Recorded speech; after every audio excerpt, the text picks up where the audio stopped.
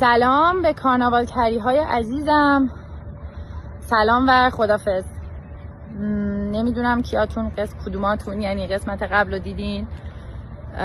یه دلخوری پیش اومد، من یه کار اشتباهی انجام دادم که آقای جوان منو اخراج کردن.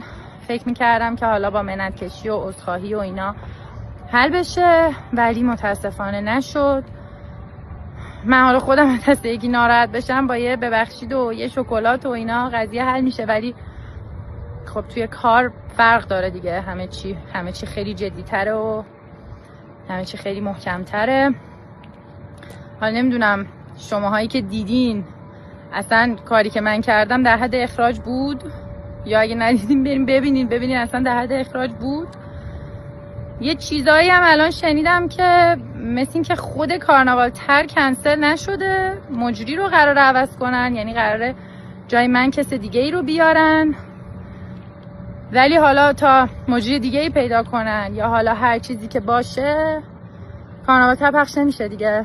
امشبم نمیایم تو فیلم نت، دلم براتون خیلی تنگ میشه. خدافظ.